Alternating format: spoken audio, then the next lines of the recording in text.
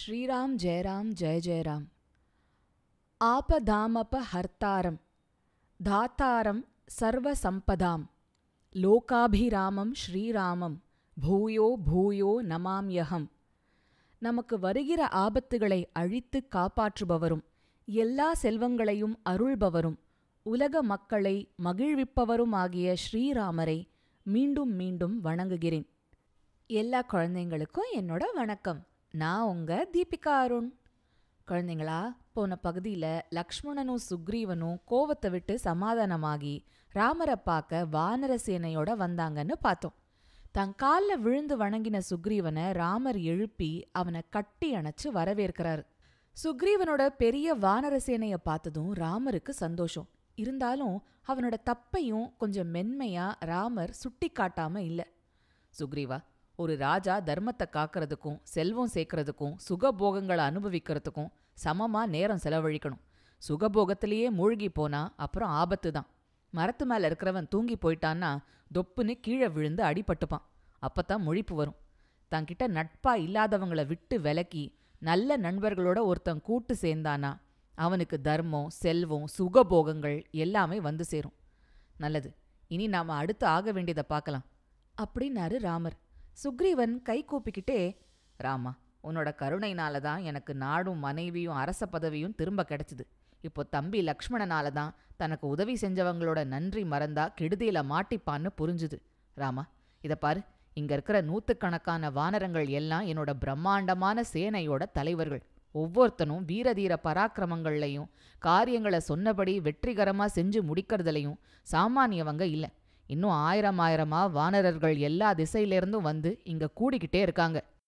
ராமர் அவன் சொன்னதை கேட்டு சந்தோஷப்பட்டு, சுக்ரீவா, உன்ன மாதிரி ஒரு நண்பன் கிடைச்சதுக்கு நான் ரொம்பவே கொடுத்து வச்சிருக்கேன். நீ எனக்கு துணையா இருந்தா எப்பேற்பட்ட எதிரியையும் ஜெயிச்சிடலாம். ராவணனை ஜெயிச்சு சீதையை மீட்டுட்டு வந்துருவோங்கிறதுல எனக்கு எந்த சந்தேகமும் இல்லை அப்படின்னு சொன்னாரு. ராமா, இந்த படைத்தலைவர்களையும் அவங்களோட சேனைகளையும் உன் பொறுப்புல ஒப்படைக்கிறேன். அடுத்து என்ன செய்யணும்னு நீ கட்டளையிடு அப்படின்னு சொன்னான் சுக்ரீவன். இல்ல சுக்ரீவா, ராவணனோட போர் நடக்கும்போது நான் பொறுப்பை ஏத்துக்கிறேன். இப்ப சீதை எங்க இருக்கான்னு தேடுற காரியத்துல இவங்களுக்கு கட்டளை தந்து வழிகாட்டுறதுக்கு நீதான் சரியான தலைவன் அப்படின்னாரு ராமர். சுக்ரீவனும் வினோதன் அப்படிங்கிற வானரப்படை தலைவனை கூப்பிட்டு, வினோதா, நீ உன்னோட வானரப்படைகளோட கிழக்கு திசையில பயணப்பட்டு ஒரு மலை, ஆறு, குகை, நாடு, காடு, நகரம் விடாம சீதை எங்க இருக்கான்னு சல்லடை போட்டு தேடு அப்படின்னு கட்டளையிட்டதோட கிழக்கு திசையில என்னென்ன நதிகள் இருக்கு, மலைகள் இருக்கு, எந்தெந்த நாடுகள் இருக்குன்னு விவரமா சொல்றான். இப்படி தேடி பார்த்து சீதையும் ராவணனும் இருக்கிற இடத்த கண்டுபிடிச்சிட்டு 1 மாசத்துக்குள்ள நீங்க எல்லாரும் திரும்பி வந்தாகணும் அப்படின்னு சொல்றான். அடுத்தபடி சுக்ரீவன் அங்கதனை கூப்பிட்டு, மகனே, நீ உன் கூட அனுமாரையும் ஜாம்பவானையும் கூப்பிட்டுக்கோ. கூடவே நீலன், சுசேனன், ரிஷபன் மாதிரி வானரர்களும் வரட்டும். நீ தென் திசையில பெரிய வானரப்படையோட போய் சீதையை தேடு அப்படின்னா சுக்ரீவன். தென் திசையில தான் ராவணன் சீதையை தூக்கிட்டு போனான் இல்லையா? அதனால தான் அந்த திசை ரொம்பவே முக்கியங்கிறதுனால சுக்ரீவன் அங்கதனுக்கு அந்த பொறுப்பை தந்ததோட இல்லாம பரம பராக்கிரமசாலியும் தன்னோட மந்திரியுமான அனுமானையும் கூடவே அனுப்ப தீர்மானிச்சான். தென் திசையில எந்தெந்த நாடுகள், பிரதேசங்கள், ஆறுகள் இருக்குன்னு விவரமா சொல்றான். குழந்தைங்களா, அவன் சொன்னதுல நர்மதை ஆறு, காவிரி ஆறு, தாமிரபரணி ஆறு எல்லாம் இருக்கு. ஆந்திர தேசம், சோழ தேசம், பாண்டிய தேசம், கேரள தேசம் எல்லாம் இருக்கு. எத்தனையோ ஆயிரக்கணக்கான வருஷங்களுக்கு முன்னாடி நடந்த ராமாயண காலத்திலேயே தென்னிந்தியாவில் சோழ, பாண்டிய, கேரள தேசங்கள் இருந்திருக்குன்னு தெரியும்போது ஆச்சரியமா இல்ல? அவன் இலங்கை தீவையும் பத்தி சொல்லி அங்க ராவணனும் சீதையும் இருக்க வாய்ப்பு ஜாஸ்தி, அதனால குறிப்பா அங்க நல்லா தேடணும்னு சொல்றான். இவங்க கிட்டையும் 1 மாசத்துக்குள்ள திரும்பி வந்து சீதை எங்க இருக்கான்னு கண்டுபிடிச்சிட்டோங்கிற நல்ல செய்தியை சொல்லணும். அப்படி சொன்னா நிறைய பரிசுகள் காத்திருக்குன்னு சொல்றான். அடுத்தபடி தாராவோட அப்பாவான சுசேனன் தலைமையில மேற்கு திசையில போய் சீதையை தேடுறதுக்கு ஒரு சேனையையும், சதபலிங்கிற வானரனோட தலைமையில வடக்கு திசையில ஒரு சேனையையும் அனுப்புறான். வழக்கம் போல அந்தந்த திசைகள்ல என்னென்ன நாடுகள், மலைகள், ஆறுகள் இருக்குன்னு விவரங்களும் சொல்றான். குழந்தைங்களா, இதிலிருந்து சுக்ரீவனுக்கு பூகோள அறிவு, அதாவது ஜியாகிரபி பத்தின அறிவு எந்த அளவுக்கு இருந்திருக்குன்னு தெரியுதுல்ல? வால்மீகி முனிவர் சுக்ரீவனோட வார்த்தைகள் வழியா ரொம்பவே விலாவாரியா எல்லா பகுதிகளை பத்தின விவரங்களையும் தராரு. அவர் சொல்ற பல ஆறுகளும் இடங்களும் மலைகளும் இன்னிக்கும் இருக்கு. அதோட நாம அறியாத பல பகுதிகள், மேல் நாடுகள், கீழ் நாடுகள் பத்தியும் அவர் விரிவா சொல்றாரு. படிச்சா ரொம்பவே ஆச்சரியமா இருக்கும். சுக்ரீவன் ஹனுமாரை தனியா கூப்பிட்டு, ஹனுமான், உன்னோட திறமைக்கும் சக்திக்கும் முன்னாடி எந்த தடையும் எதிர்த்து நிற்க முடியாதுன்னு எனக்கு தெரியும். மகாவீரனே, நீ உன் தந்தை வாயுதேவன மாதிரியே அதிவேகமாகவும் லாவகமாகவும் அபார சக்தியோடவும் செயல்படக்கூடியவன். உன்கிட்ட இருக்கிற தேஜஸ் வேற யாருக்கும் கிடையாது. உன்கிட்ட ஞானம், பலம், தர்மம், நியாய உணர்வு, எதையும் தேசம், காலம், சூழ்நிலையை அனுசரிச்சு சரியா தீர்மானிச்சு செய்யற விவேகம் எல்லாம் ஜாஸ்தி.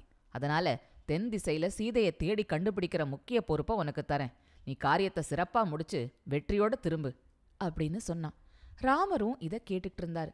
அவருக்கு ஏற்கனவே அனுமார் மேல நல்ல அபிப்பிராயம் இருந்தது.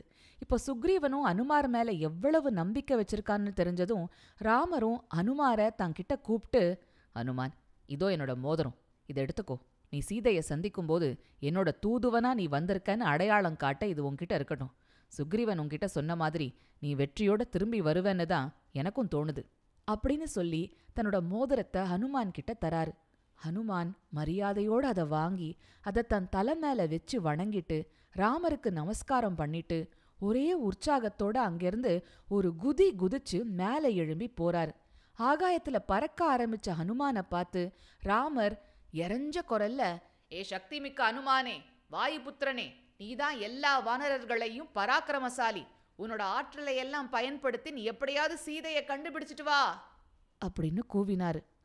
நீங்க எல்லாரும் புறப்படலாம் அப்படின்னு சுக்ரீவன் கட்டளையிட்டதும் அவ்வளவுதான். எல்லா வானரங்களும் விதவிதமா உற்சாக கூக்குரல் கொடுத்துக்கிட்டு புழுதிய கிளப்பிக்கிட்டு கிளம்பிடுச்சுங்க. சீதையை கண்டுபிடிப்போம், ராவணனை கொல்லுவோம் அப்படின்னு கோஷம் போட்டுக்கிட்டே எல்லா வானரங்களும் துள்ளி குதிச்சுக்கிட்டும் சிங்கம் போல உருமிக்கிட்டும் கிளம்பிச்சுங்க. நானே ஒண்டியாளா அந்த ராவணனை கொன்னு சீதையை தூக்கிட்டு வந்துடுவேன் அப்படின்னு ஒரு வானரம் சொல்லும். போடா, உன்னால முடியாது. சீதை பாதாள லோகத்துல இருந்தாலும் நான் தான் கண்டுபிடிப்பேன். நீங்க எல்லாரும் என் பின்னாடி தான் வருவீங்க அப்படின்னு சவடால் விட்டுச்சு இன்னொரு வானரம். நான் மரங்களை பேர்த்தெடுப்பேன், மலைகளை உடைப்பேன், பூமியை பொளப்பேன், கடலையும் கலக்குவேன், சீதையை கண்டுபிடிக்காம விட மாட்டேன் அப்படின்னு கூவிச்சு இன்னொரு வானரம்.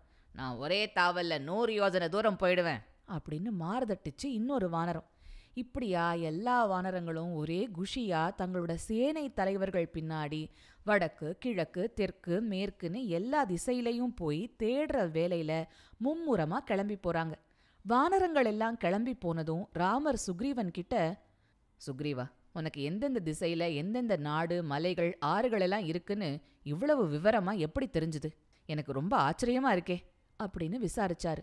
அதுக்கு சுக்ரீவன், ராமா, அதுவா, வாலி என்னை நாட்டை விட்டு துரத்தினான்ல, அவன்கிட்ட இருந்து தப்பிக்க நான் மாத்தி மாத்தி எல்லா திசைகள்லையும் தொலை தூரத்துல இருக்கிற எல்லா இடங்களுக்கும் போயிட்டு திரும்பி வந்துட்டு இருந்தேன். என்னை நாட்டுக்கு வரவிடாம வாலி துரத்திக்கிட்டே இருந்ததுனால இப்படியா எனக்கு எல்லா பகுதிகளுமே தெரிய வந்துச்சு. கடைசியா இங்க இந்த ருஷ்யமுக பர்வதத்துக்கு தான் அவன் வர முடியாதுன்னு தெரிஞ்சப்புறம்தான் இங்க வந்து நிரந்தரமா தங்கினேன் அப்படின்னு விளக்கம் சொன்னான். இப்படியா 1 மாசம் போச்சு. வடக்கு, கிழக்கு, மேற்கு திசைகள்ல வாலி அனுப்பின வானரங்கள் எல்லாம் ஒரு மலை, ஒரு குகை, ஒரு ஊர் விடாம சீதையையும் ராவணனையும் சல்லடை போட்டு தேடினாங்க. ஆனா அவங்களுக்கு எந்த ஒரு விவரமும் கிடைக்கல. அதனால எல்லாரும் திரும்பி வந்து, சீதை எங்களுக்கு கிடைக்கல, ஹனுமார் போயிருக்கிற தெற்கு திசையில தான் சீதையும் ராவணனும் இருக்கணும், ஹனுமார் நிச்சயமா தகவல் கொண்டு வந்துருவாருன்னு சுக்ரீவன் கிட்ட சொன்னாங்க. அங்கதன் தலைமையில ஹனுமாரும் மற்ற வானரங்களும் தென் திசையில பயணப்பட்டு ஒரு மலை, குகை, காடு, நதி, நாடு விடாம தேடிக்கிட்டே போறாங்க. நடுவுல ஒரு பெரிய வறண்ட காடு இருந்தது. அங்க பழமரங்களும் இல்ல, நீர்நிலைகளும் இல்ல. பசியும் தாகமும் வாட்டினாலும் விடாம அந்த இடத்தையெல்லாம் முழுசா தேடி முடிச்சிட்டு தான் அடுத்த பகுதிக்கு அவங்க எல்லாம் போனாங்க. போற வழியில ஒரு மலை குகையில பெரிய ராட்சசன் ஒருத்தன் பார்க்க கோரமா மலை மாதிரி உட்கார்ந்திருந்தான். அங்கதன் உடனே, அதோ இருக்கா ராட்சசன், அவன்தான் ராவணனா இருக்கணும் அப்படின்னு கூவினான். வாங்கடா எல்லாரும், உங்க எல்லாரையும் கொன்னு தின்ன போறேன் அப்படின்னு கூவினா அந்த ராட்சசன். அங்கதன் உடனே அவன்கிட்ட பாஞ்சு ஒரே அடியில் அவனை அடிச்சு நசுக்கி கொன்னு போட்டுடுறான். தேடுங்க, இந்த குகைக்குள்ளதான் இவன் சீதையை ஒளிச்சு வச்சிருக்கணும் அப்படின்னு அங்கதன் சொன்னதும் வானரங்கள் ஒரே குஷியா அந்த குகைக்குள்ள போய் தேடினாங்க. ஆனா அவங்களுக்கு கிடைச்சது ஏமாற்றம்தான். அந்த ராட்சசன் ஒன்னும் ராவணன் இல்லைன்னு அப்பத்தான் புரிஞ்சுது. என்ன செய்ய, நான் இவன் ராவணனா இருப்பான்னு தான் நினைச்சேன். பரவாயில்ல, நம்ம தொடர்ந்து தேடுவோம். நம்ம ஊர்லேருந்து கிளம்பி வந்து நிறைய நாளாச்சு. இன்னி வரைக்கும் நமக்கு அதிர்ஷ்டம் இல்லை. வெறுங்கையோட திரும்பி போனா சுக்ரீவன் கோவிச்சுக்கிட்டு நம்ம எல்லாருக்கும் தண்டனை கொடுப்பான். அதனால தொடர்ந்து முன்னேறி போவோம். சோர்வடையாதீங்க, உற்சாகத்தை விடாதீங்க. நாம வெற்றி அடைகிற வரைக்கும் விடாம தேடுவோம் அப்படின்னு பேசி உற்சாகப்படுத்தினான். பழையபடி எல்லாரும் கிளம்பினாங்க.